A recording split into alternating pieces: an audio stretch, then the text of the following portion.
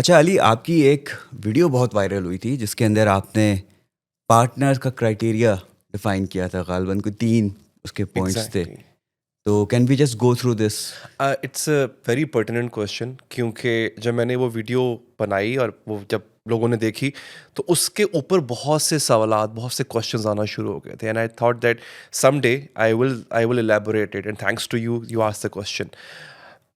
3 stages जो हैं वो बहुत क्रूशियल हैं, और अक्सर उसके ऊपर, उन 3 स्टेजेस के ऊपर आके हम में से अक्सर लोग वो गलती कर जाते हैं। We make a mistake.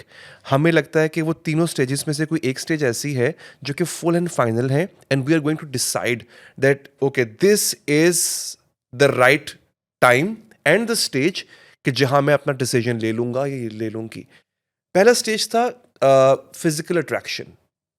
And Fawad, वो बहुत इंपॉर्टेंट होती है मुझे लगता है पर्सनली। अगर मैं एज अ पर्सन जिसको who is yet to choose, I am married thankfully, but who is yet to choose someone, I will choose someone जिससे मैं फिजिकली बहुत अट्रैक्ट होऊंगा। मुझे मेरे ब्यूटी स्टैंडर्ड्स पे वो पूरी उतरेगी। हर किसी का डिफरेंट होता है। वो एक ऐसी स्टेज होती है जहां पे यू इधर मेक और ब्रेक, और हम उस स्टेज को काफ़ी हद तक फुल एंड फाइनल समझ लेते हैं, क्योंकि दिस इज इट, क्योंकि मुझे फिजिकल अट्रैक्शन हो गई है और सामने वाला रेसिप्रोकेट भी कर रहा है।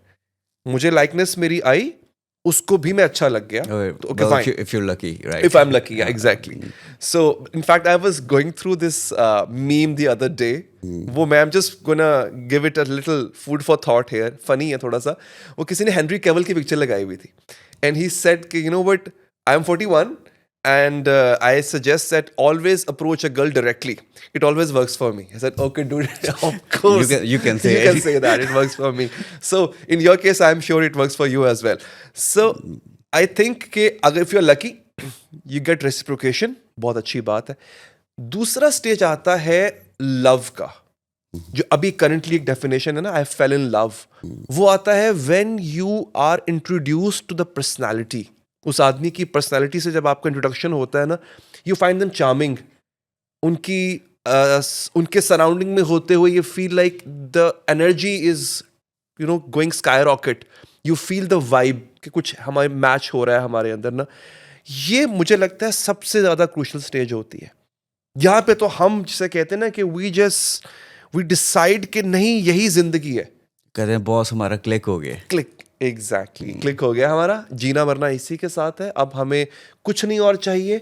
अच्छा, इसको हम कहते हैं कंपैटिबिलिटी है हमारी। It is a compatibility by the way. लेकिन यहाँ पे बहुत से लोग धोखा खा जाते हैं।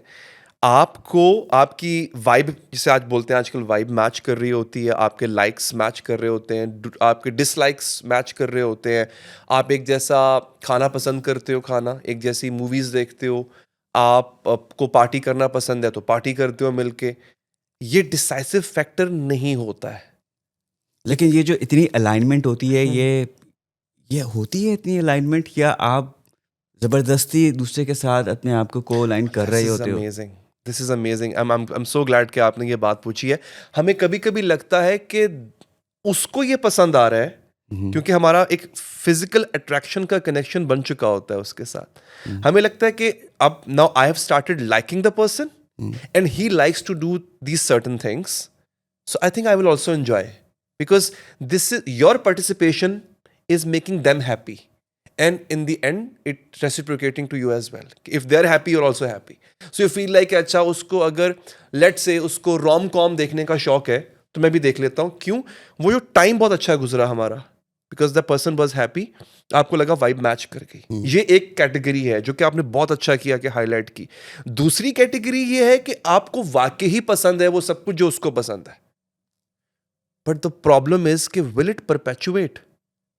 क्या वो हमेशा रहेगा? क्या वो फेड आउट नहीं? वो फेड आउट भी तो हो जाएगा ना। I remember I used to watch lame action movies when I was in my teenage. आपको होगा उस वक्त मुझे रैम्बो, आर्नल्ड श्वार्ज़नेगर का वो एक्शन पसंद था, अब नहीं पसंद। I would prefer thriller, I would prefer something else. तो वो चेंज हो गया ना, लाइक्स आप ग्रो डिसलाइक्स। आउट कर जाते हो वी उन ग्रो चीज़ों अप, यू ग्रो आउट। जो चीज परपेचुएट करती है वो होती है आपकी वैल्यूज। ये थर्ड स्टेज होती है। ओके। आई सेड के you get attracted to the physical attraction, you fall in love with the personality, and you marry a character. this is where most of us we get astray from the path.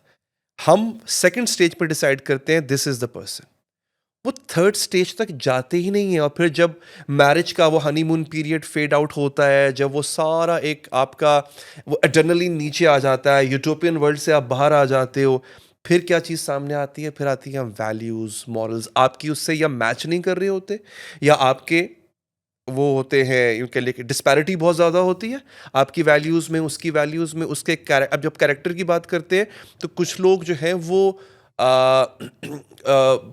प्रोमिस्क्यूअस होते हैं थोड़े से इन अ वे कि उनको लगता है कि okay, मैं एग्जांपल दे देता हूँ, if a girl is okay she can have lots of male friends, let's say, क्योंकि उसकी फैमिली में होता था, उसके आसपास के लोगों ने, उसकी सिस्टर ने, उसकी भाभी के, उनके भी मेल फ्रेंड्स होते थे, it's fine with that.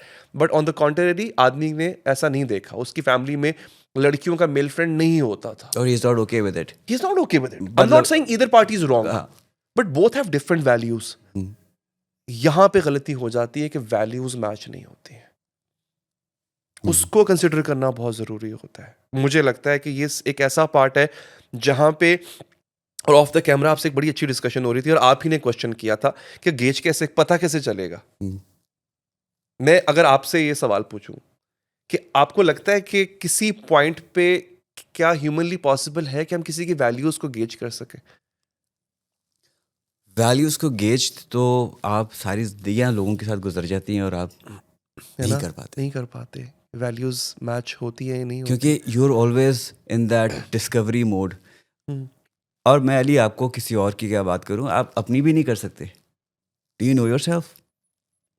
It's a very very very thoughtful thing. मतलब आप कोई कह सकता है, कोई क्लेम कर सकता है मैं अपने को पूरे तरीके से जानता हूँ, नहीं, मैं अपनी पूरी वैल्यूज, मेरा क्या है सिस्टम। तो you are always in that discovery mode. जिंदगी के सर्कमस्टांसेस चेंज होते हैं, हालात चेंज होते हैं, एंड यू एक्ट डिफरेंटली। मतलब आप उस टाइम अपने आप को भी तो कर रहे होते हो। अच्छा, what about core values? For example, अब एक रिलेशनशिप में रहने की कोर वैल्यू क्या है? मैं उसमें से एक एग्जांपल हम साइट करते हैं, लॉयल्टी। द कोर वैल्यू है ना रिलेशनशिप में रहने की। बिल्कुल। अब अगर वही नहीं है तो फायदा क्या रिलेशनशिप का? अच्छा, I would say transparency. If you are someone who keeps on hiding stuff from your partner,